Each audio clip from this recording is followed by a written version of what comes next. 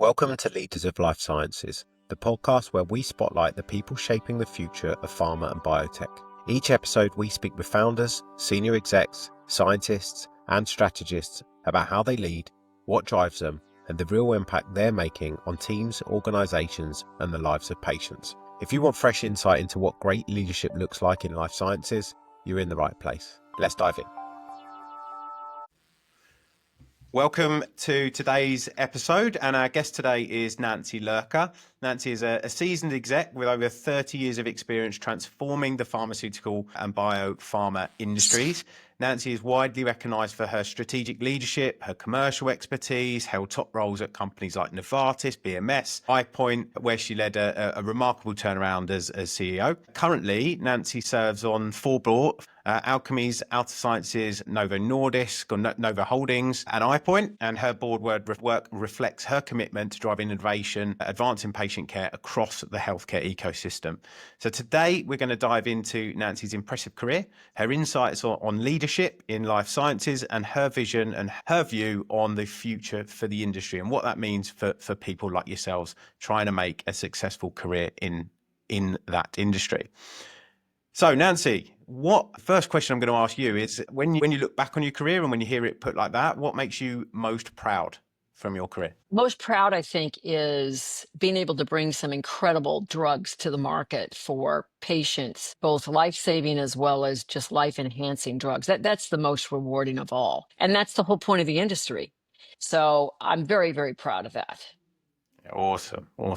And if you look back at your career, you've had an impressive career, sitting on multiple boards now, mentoring leaders in the industry, and helping improve the outcomes for patients and people across across the globe, really. So, what initially drew you to life sciences?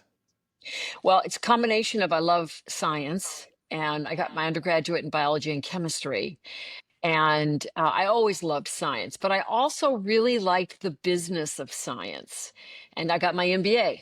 So the two married together beautifully. And one of the reasons I do love this industry is not only the incredible opportunities to provide healthcare for patients and really extend life, as I mentioned, but also you just get to work with these brilliant minds across the industry, and really you're on the forefront of where we're going. Combination of you really see what's happening with artificial intelligence and you know the supply chains, which are front and center in the news right now, all the things that impact, and it's such a huge part, as you know, of the global GDP. So you're really at the center of one of the most important industries in the world.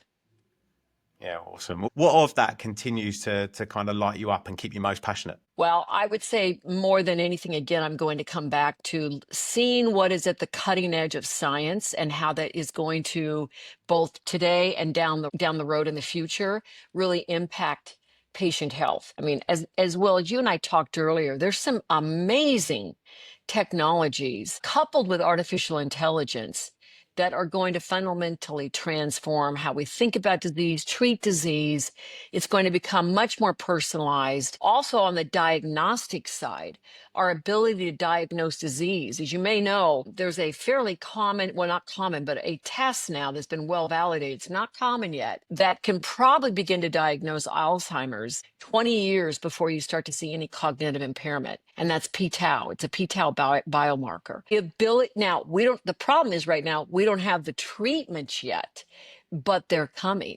And with artificial intelligence, our ability to not only do a standard test, and I do think that's going to become standard, just like you get your cholesterol checked, your blood pressure checked, you'll get your p-tau levels checked. And when you start to see that p-tau level go up, hopefully there will then be treatments so that you never have to suffer the devastating impacts of Alzheimer's disease. That's just one of many that I could reference. There's a lot of exciting stuff going on. I think the majority of the conversations I'm having at the moment are referencing the revolution that's happening as a result of AI and labs of the future, closed loop labs, all that kind of thing. If we look at this, and we can come on to a little bit more of that as we go on. One of the major things that we talked about in our preceding conversations was a lot around leaders and how leaders encourage failure in Hmm. in the people that they work with and in the teams that they build. Do you mind telling us a bit more about some of your kind of philosophy, if you like, on leadership and being an effective leader, building high performing teams within the space? Well, I think obviously it continues to evolve, and we all have to keep evolving as leaders. I think as first of all, as technology advances, we have to change how we lead as well. So we went from, back in the 80s and 90s, big, relatively process heavy, bureaucratic organizations with lots of layers. And that was really before the advent, even then, of sophisticated. Our computer systems, our internet, everything, which then compressed information timeframes down and compressed the ability to make decisions. And so then what happened? You had to have lean teams. Because if you had these processes built in place that were built for an era that really no longer exists anymore, you had to fundamentally change the way organizations work. So I think that's one reason too why you see such a vibrant biotech community. Because within, and I say small pharma, let me call it small pharma biotech, which now I've spent many years in, because you can be much more nimble. And as a result, big pharma often now relies on small pharma to be able to get its innovation flow. Not exclusively, but for a big part of it, because a lot of the innovation comes out of these small, nimble companies where you can make fast decisions. And I want to reiterate, as a CEO, and for those who are in the C-suite or senior management, even vice president, senior director level, one thing that you've really got to do, and we can take our lessons learned from successful CEOs, is the ability to dive in deep. There's a mentor I had for many years. Some in the industry may know him, Fred Hassan. He's written several books. He was the CEO of Shearing Plow and Pharmacia, where I was. And one of the things Fred used to always say is, look, I fly like an eagle. I'm up high. I'm seeing strategically what's going on so I can see the future and prepare the company for it. But I'm also going to be a seagull and I'm going to dive down deep when I need to. And that is really one of the key things. I still see executives make mistakes where they delegate, which you need to do, but they don't dive in when problems come. And, put aside politics. That's one of the things Elon Musk is known for, is his ability to dive in. He will actually fly to a site if there's an engineering problem and stay right next with those engineers until they fix the problem. And so that's a really key insight, is the ability to not let that information get filtered up through layers, minimize layers in your organization, really challenge that. And then as a senior executive, be willing to roll your sleeves up, go down to the manufacturing floor, the chemistry lab bench, and work with your team to solve the problems. Or on the commercial side, out in the field, go talk to the doctors, go talk to the PBMs, go talk to the healthcare plans with your company representative. You really need to understand where the bottlenecks are in an intimate way and help them solve those problems in real time. Don't wait for that report to come to your desk, somebody to flag a problem. Please put a report together. You'll wait 2 months. No, go down and get that problem fixed now, solve it now, and then be able to move on to the next thing. Okay, interesting. What do you think that, two questions here. What do you think is the most important thing about, or what is the reason you think that's so important? And two, why do people not do it? Why do people at those more senior levels, do you notice, Yeah, not it's a take good the time? question why they don't. I think number one, a lot of times, let me answer this second question first. Why don't they? Look, we've all been trained in organizational theory, and we've all been trained, particularly if you go to MBA school, though I think they're changing some of that now, but also just coming up, as you train through mentors, right? You learn, oh, don't undermine your team. Let them solve the problems. Let them come to you with the solutions. Well, that's great if it's not at a critical bottleneck. So part of the leadership skill is understanding what is a critical bottleneck problem and what is a not a critical bottleneck. Yeah, the team can go ahead and fix it. They can come to you in 2 weeks with a solution. But if you've got your critical timelines, and again, could be out on the commercial side, could be on the R&D side, you need to know as an executive, what are those critical timelines to be successful? On the commercial side, I'm just throwing this out there, I've got to make sure my drug gets on United formulary. We don't get on that United formulary, we're going to be in a world of hurt. Or We got to make sure that IRA negotiation's going well. That's another example. Or I've got to make sure that these 5 KOLs are on board. Make sure that you set those KPIs in place.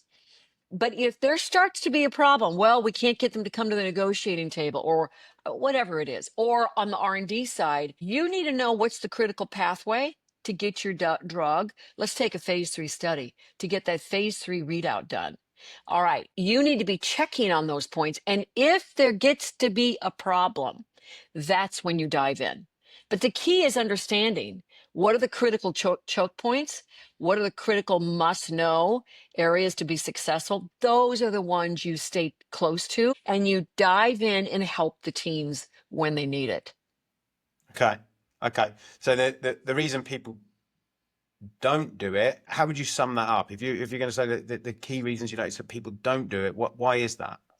Well, if I'm going to be brutally honest, I think it's intellectual laziness. I sometimes people just, they might be intimidated by the problem. They don't want to show that they don't really understand what's going on. It's okay. I certainly don't understand all the things related to how we manufacture a certain drug, but if there gets to be a problem, I'm going to go find out. Look, your job isn't to know how it's done.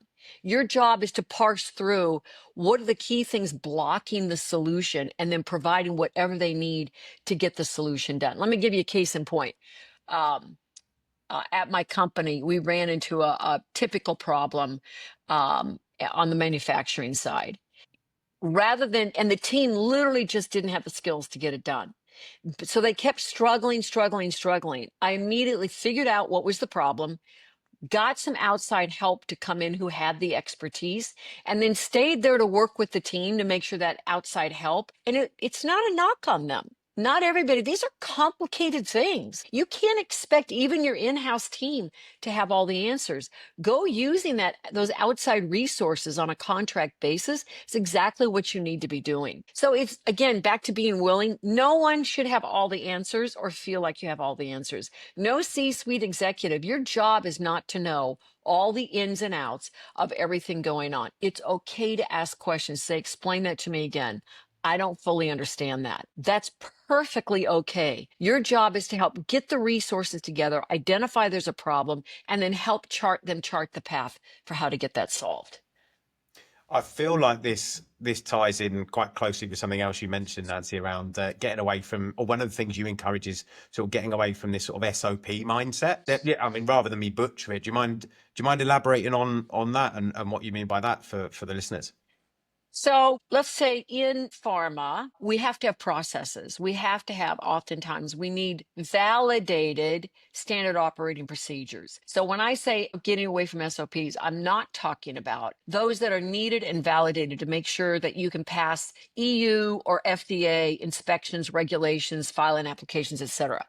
But what I do see happen is that oftentimes, and particularly around regulations and legal matters, people look, these are gray zones. And what happens is they get hung up on the process and they can't see the forest through the trees. And what happens is they don't say, well, wait a minute, is there another way that we could do this while we still meet the regulatory guidance? And we don't say, well, wait a minute. Okay, I'll give you another classic case. I see this happen over and over again. People have a hard time thinking in parallel. They think iteratively and longitudinally. And so what happens is you'll say, well, we have to finish this before we start. We have to finish A before we start B. Why? Sometimes it's just a matter of asking, really? Do you really? Well, yeah, but it'll cost us a lot of money if we do both. So you ask, how much time could you save? We all know, particularly in pharma, time is money, right? Because the longer you take to get a drug to market, the longer you take to get something on a formulary, that's money, big money you're foregoing on the back end. So oftentimes you need to make the case. I need whatever it is, $100,000 to be able to run this in parallel. Here's the time I'm going to save by being able to do that. But a lot of times people just assume, well, management's not going to want to do that. We can't do that. Don't make those assumptions. And if I may say, it's one reason why when I was younger in big pharma, I did well and I made a name for myself. I was always willing to challenge the status quo. I challenged the underlying assumptions. And I was able then to come up with new ways of thinking about things and move the ball down the field faster. But you have to be willing to get out of your comfort zone to do that. Now, some people, it takes risk. And there's a certain level of risk taking with all these things, but there's also risk if you don't have it. And that's what people don't understand. If you don't do it, there's risk as well. There's the risk for yourself from a career perspective, Oh, taking yeah. that on your shoulders and forging a path that may not get the result that the business and the team is aiming for. But there's also the risk as a, let's say, as a leader, if you're trying to give that responsibility to somebody or take the risk on somebody taking the risk. So if you're looking at this from a leadership perspective, like how do you enable people to take those risks? How do you facilitate a team to take those risks? And what kind of environment do you need to create for people for it to be okay? Well, first of all, you make sure that built into the corporate bonus plan and the individual bonus plans, there are those KPIs. And you also give extra bonus if deadlines, timelines, revenue goals, whatever are exceeded. You have to be able to reward success. So the best way is you figure out what are the most important things. And even as a manager, you may have the overall company goals, but as a manager, you're going to have team goals and you're going to have individual goals. Make sure that those are the most important things for that person to be successful, for that team to be successful. That's number one. And then number two, you have to create a team environment that's safe. You can't bully people. You can't threaten people. You have to be arm in arm. I always say walk side by side with your team. Once in a while, you're going to be the boss, but that's going to be the rarity. It shouldn't be the everyday. Most of the time, you're down there with the team, cheering them on, making them feel safe, questioning them. If someone throws out a wild idea, you don't just have someone else shut it down. You say, hey, hold on, I want to hear that. That's a great idea. It may not work the way you stated it. Let's figure out how we can make it work. You make sure you create that kind of an environment. But probably the biggest thing is it's this servant leadership. You have to be willing to put your ego aside and really walk side by side with people. The example I've always heard, which I really like the idea of, is if you were teaching your kid how to, I don't know, on their math homework, or walking them through a project, or if they've got a question for you, you wouldn't sit face to face, head to head, having a clash. You'd come around the other side of the table, you'd sit with them, you'd pore over the same piece of paper, and you would encourage. And that's, although That's exactly that's right. parent child, you still want to create that kind of environment with the people within your team, and that That's you're exactly trying right. to achieve those outcomes with. We're going to jump a little bit here, Nancy, because I know that another thing that you're really passionate about is the reputation of the industry and its perception. I'll keep it big and broad and give you a platform here to get up on your soapbox and preach a little bit. What do you think about the reputation that the industry has? Why and why that is the case? And what is it that what's your kind of view on that? Well, we all know the industry reputation is terrible, and it has been for a number of years. We had a brief respite during COVID, and then it plummeted down again. I think, look, the industry's got some work to do. You've got to have leaders who are willing to admit when we need to make change and not just fight for the bottom line shareholders every quarter. And my bigger issue is this. I see too many times with pharma and somewhat with bio, there's some new groups that are popping up. No Patient Left Behind is one, and others. I can't speak as much on the EU side, but we've got to have new voices come in who can talk to ways that we can offer concessions while making sure that we bring these life-saving products to the market in a way that is fast, high quality, high safety parameters, and brings trust back. But the other thing too is, particularly in the US, and I would also say US versus the rest of the world, the system's just broken. The US is like a Rubik's Cube. Frankly, we need to break up the PBM monopoly. That adds, for those of you who aren't as familiar, the pharmacy benefit management companies like CVS, Express Scripts, all the big insurance companies now, you have a monopoly that's really developed between the insurance companies the drug delivery companies, and then the pharmacies. And now they're even buying physician practices. So they own the entire value chain. And what they're doing, though, is they're extracting enormous profits out of that and also creating huge bureaucracies. So let me give you one example. Oftentimes, for some, what I would call small molecule oral pills, the pharma companies have to give 40% to 50% profits or their revenues. Let me just put it that way. It's of their list price. 40 to 50% is given to the PBMs just for the privilege of being on the formulary so that the drugs can be dispensed. That's outrageous. And yet, pharma gets the blame for being price extractors. That's really not what's happened anymore. The most egregious of the price extractors are coming from the PBMs. That's a mess that needs to get fixed. I can't stress that enough, and I'm going out on a limb here to say this. The other thing, quite frankly, is, and I'll be bold on this, Europe needs to pay more their fair share of the cost of R&D.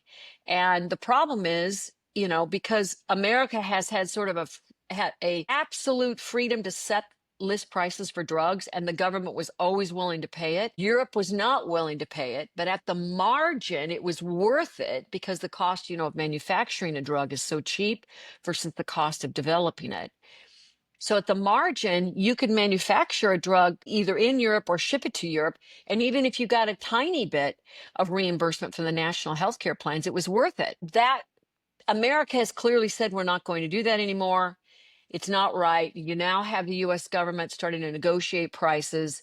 We may end up with a most favored nation price. We'll see under the Trump administration where they say, fine, if you're going to sell a drug for, let's just call it, I don't know, $100, but you're going to charge in the US $10,000, Medicare will only pay that $100 price. Well, what's going to happen? Pharma won't launch the drugs over in Europe anymore. So something's going to have to give on that. We can't have these wide price disparities between what a drug costs in the US for a patient and what it costs mostly in the rest of the world. I don't have all the answers to it. I just know it's not sustainable. And you are going to see that start to change. I thought we were all going to solve it right here, right now, Nancy, on this podcast. We were going to put the world to rights. So if you could snap your fingers, based on what you've kind of just gone through there, if you could snap your fingers and immediately just make a couple of changes and putting a big responsibility on your shoulders with this, what would the two changes be that you would want to see that you think are beneficial for the industry going forward? Well, I think number one, I think that and I'm just going to focus on EU since that's more the focus of your podcast, because the same applies over in Latin America. But the EU countries have got to start to be willing to pay more for drugs. And by the way, the EU countries have hollowed out also their R&D industry. A lot of it's moved to the US. That's not healthy for the EU, and it's not healthy for the US. We need to have a vibrant biotech pharma industry in Europe and in the US. But the European governments are going to have to be willing to pay more. How you make prices come down in the US, that's a tricky one. I said one already, is I think that you've got to be, the government from a federal trade commission needs to take a look at PBMs and break them up. I think there's got to be give backs on the US pharma side for the prices that we charge. Again, I don't have the mechanism off the top of my head for how to do that, but I think prices in the US need to come down and prices in Europe need to come up. Okay, interesting. Watch this space. You heard it here first.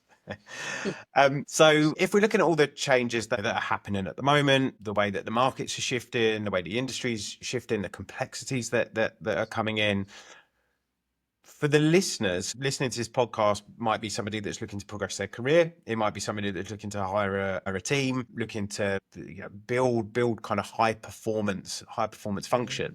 What do you think the implications of these changes are if you look forward over the next sort of 12, 18, 24 months? What do you think the implications are on talent and leadership out there at the coalface?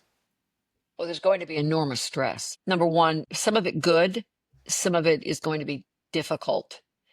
So, look, I'm going to go to sort of the immediate issues right now today that we're facing. More than likely, the US pharma industry is going to have tariffs put on our API that's sourced outside of the United States and on finished goods sourced outside of the United States.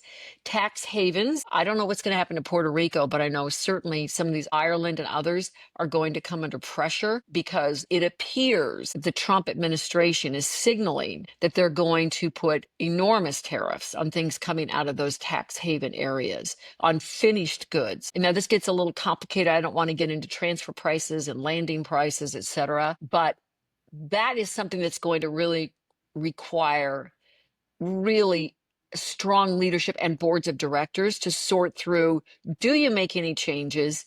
Is this short term versus long term? The cost of those changes is going to be enormous. Certainly on the API side, these supply chains are complicated. It's going to take 3 to 5 years to get those supply chains altered, whether due to tariffs. But also, there's a couple of things going on here. One is simply the tariffs on the critical API that needs to probably have some sourcing done in let's say China is going to be a big one to try to move out of. That's going to be classified as a strategic asset for the US. That once that happens, another administration may not change that because COVID laid bare that we've got a problem, both Europe and the US, we've got a problem with being able to source critical pharmaceuticals that are needed for base antibiotics, some of the radio tracers that are needed for cancer care. I could go on and on. We need to make sure that we got those supply chains in democracies. So that's not going to change. And that's going to be a tough one for boards and C-suite executives to really start to think that through. The second big one is going to be artificial intelligence. On the exciting front, coupled with AI, you may have just heard FDA just issued a memorandum of understanding, I believe it's called, on using artificial intelligence and minimizing animal testing for preclinical. That's huge. That's one of the big first steps. Now, it's not going to happen overnight, but for monoclonal antibodies in particular, there are already synthetic organs on a chip, they're called, where you can start to use that to do the preclinical testing coupled with AI. So they've already put the volley went out from the FDA. This is where we want to head. Small molecules, they already said is the second one they want to tackle. So you're probably looking in 3 to 5 years, a fundamentally transformed preclinical landscape, how we think about this. So that's going to take, you can't stick your head in the sand and say, oh, well, this is the way we've always done things. You got to start to think innovatively and say, now what are we going to do? And then also just artificial intelligence in general with how you think about defining your target mechanisms that you're going to go after. We're going to have old drugs. We're going to find work to new diseases. And then also, I would also say artificial intelligence being used for commercialization. So there's a lot of change coming, and it's going to require, I hate to use these phrases because they're so pat, but nimble C-suites and nimble boards. You cannot just think, well, this is the way we've done it. This is the way we're going to keep doing it. Okay. So a real shift in how people are thinking about building their organizations going forward and all of the changes. How about for the people that are listening that are, perhaps not at that kind of C-suite board level? What do you think this means for those that are either starting their career or are, perhaps stepping into the sort of management leadership positions for the first time? What do you think the implications are on that kind of level? Yeah. So what I would say is this, there's going to be some areas that are not going to be needed as much, and there's going to be other areas where we're going to need more. I would say it's going to continue to be a vibrant industry.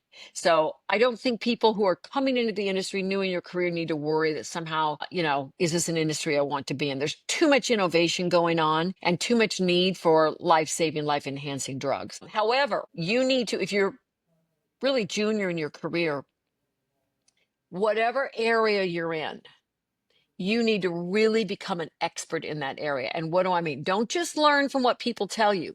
Make sure you're going online now with even artificial intelligence online, all the AI sites that are available. Really understand what is coming, read up on it, become an expert in those areas and what's coming. Understand your competitive landscape, understand the tools that are either available today or going to be available. You become an expert in your domain, not only for today, but what's going to happen in 5 to 10 years. If you can do that and bring innovative thoughts into the organization, you're going to be a hero, no matter what area you are in the organization. So I would stress that, really take that to heart and really be the best domain expert in your area. Let me give another example of a case study. There was a person in a role in one of the companies I was involved with who was tasked with a pretty important project. And again, this was on the manufacturing side.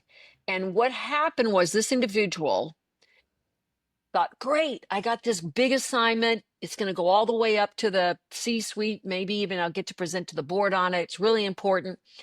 And rather than this individual reaching out to as many people in the company as she could, making sure that she got all the inputs that she needed, she said, this is my project. This is my little ball.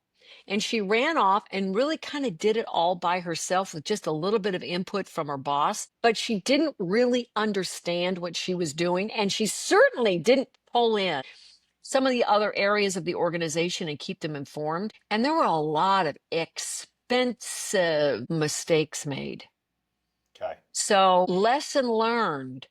You have to make sure, just because you've been given an assignment doesn't mean you close down, you kind of keep it your little project. It means even more, you've got to reach out. You're think of yourself just as the project lead.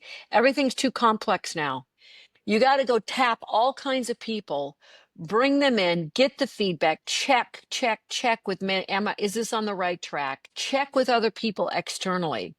But I can't stress that enough. Over communicate on everything while you become that domain expert. Okay. And when you say domain expert, Nancy, because I've had conversations recently talking about specialist versus generalist career paths. Would, if you were advising somebody on, and by the sounds of it, unless I'm mistaken, you're advising people become the specialist rather than the generalist. Not necessarily. Let me just say where Okay. I'm coming from. So I'm going to use an example. So I started out as a sales rep. Okay. By definition, I had to be a specialist. As I've gone up, and I was a specialist in marketing and then commercialization as I moved up the ranks. But I had to first prove myself that I was really good and I really understood what I was doing first as a sales rep and then as a brand marketer. Um, so I was a specialist. Now, by far, I'm a broad generalist. But you're not going to, if you're a manager level, by definition, you have to be a specialist in your area. You better be. As a CEO or board director, if you're, let's even say, a manager of, I don't know, let's say manufacturing or finished product for one of the products, you better know that inside and out. I expect you to know that inside and out. So what I'd say is, depending on where you're at with your career. Now, some people are just naturally suited to remain specialists. They don't want to become generalists. That's okay. There's a lot of people actually like that. I love it. Become one of the best specialists in your area. You're probably never going to become a CEO, but that's okay. Look, we don't want everybody becoming CEOs. I need those domain expertise people. We all need them, and they're going to be more in number than the generalist.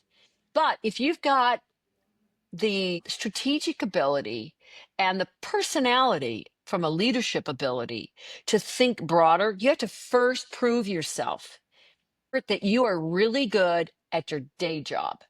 Then you're going to be given the ability to say, all right, let's give you a little bit more. See if now you can think laterally and not just linearly. That's a key skill. Some people can't think laterally. They find it very, very difficult. My husband, for one, he can't think laterally, and I see it in people. You can kind of spot it.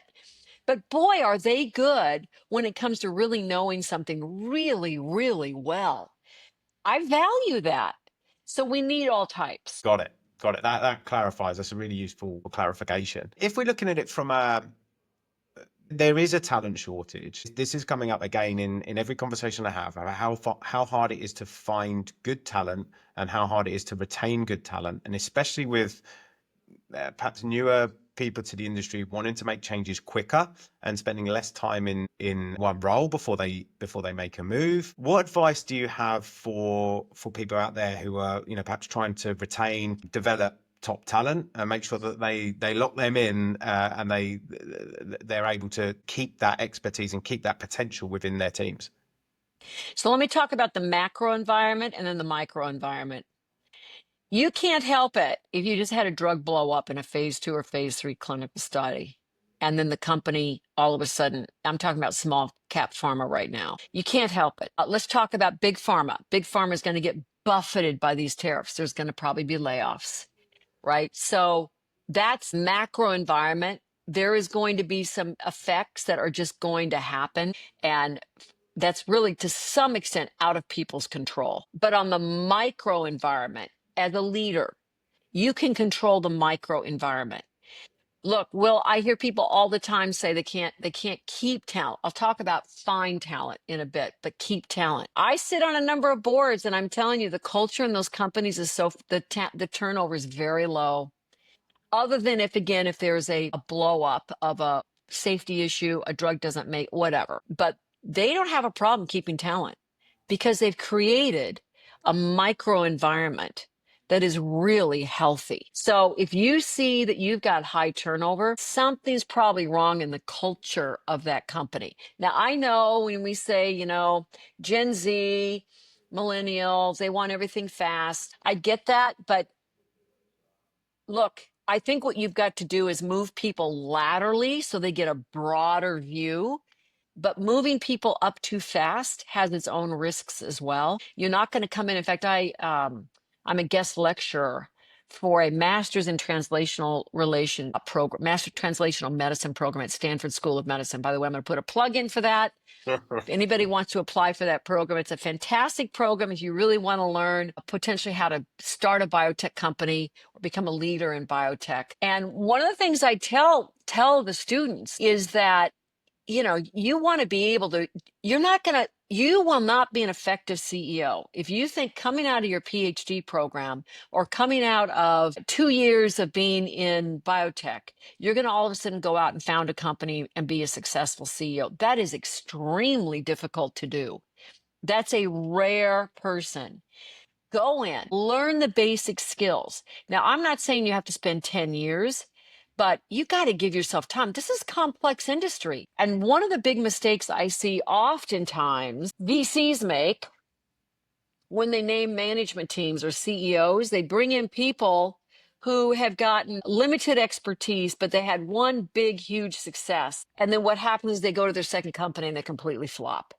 So take the time, give yourself 5 to 7 years to learn the ropes so that you don't make the big mistakes. It's the big mistakes that will kill you.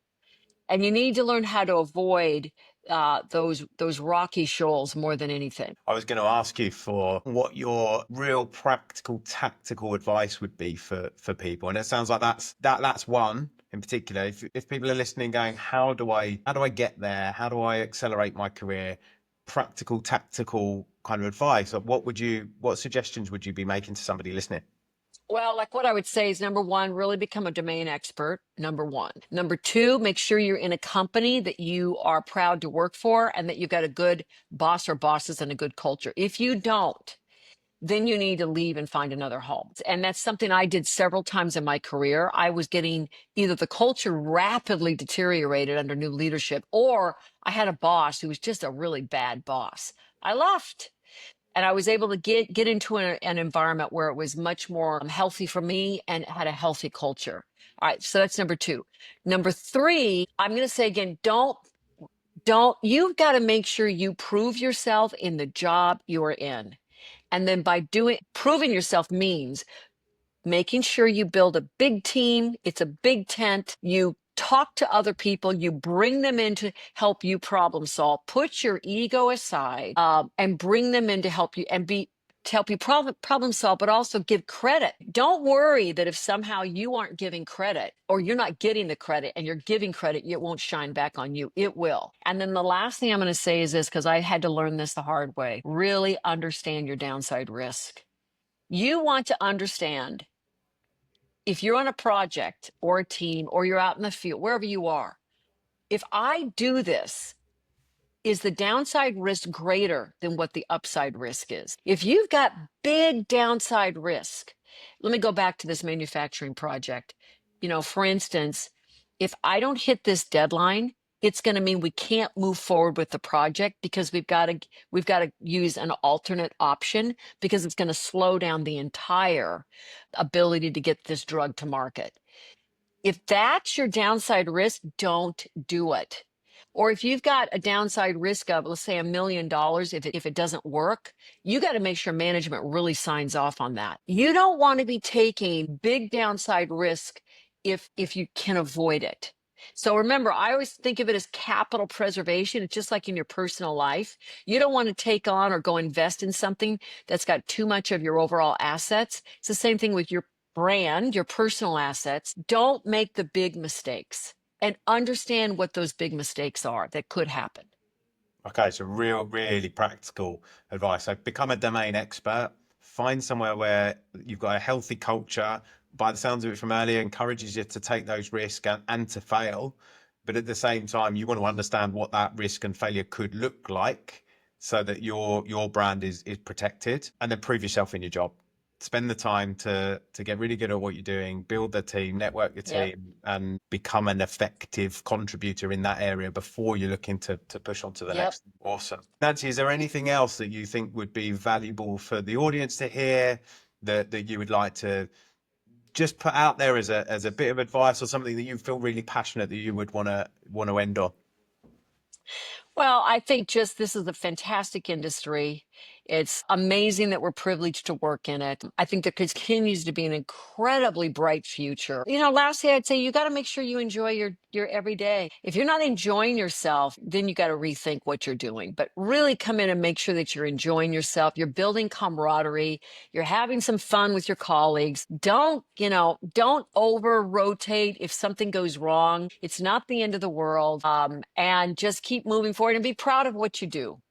It's a wonderful thing that we're an industry that we're all involved in. Always be proud of it. And I always, when I'm out socially, I'm always talking about, the latest thing that we're doing, because there's so much misinformation out there. And I consider myself just one little voice out there who can talk to people about the wonderful things that this industry is doing. If someone's listening to this and they're inspired, or they have a question, or they want to ask a bit of advice from you, Nancy, where's the best place for them to reach you? I would say reach out to me on LinkedIn. I'm easily searchable on LinkedIn. Lurker, and you mentioned that find somewhere of a healthy culture, and you also said people in your organization don't leave. So if people are looking for that, they know where to come looking, right? Yeah. Well, an absolute pleasure to have you on, Nancy. I've really enjoyed not just this conversation, but the conversations we've had leading up to it. Thanks for sharing such an immense amount of wisdom for our listeners. Yeah, it's been an absolute privilege, pleasure. Thank you, Will. Thank you to all your viewers as well. Thanks for listening to Leaders of Life Sciences. We hope you're leaving with fresh ideas and inspiration to lead with clarity and purpose. If you're hiring, building your leadership team, or thinking about your next move, we'd love to support you. You'll find everything you need to get in touch in the show notes. And if you enjoyed the show, please follow and share it with someone who'd find it valuable. Until next time, keep leading forward.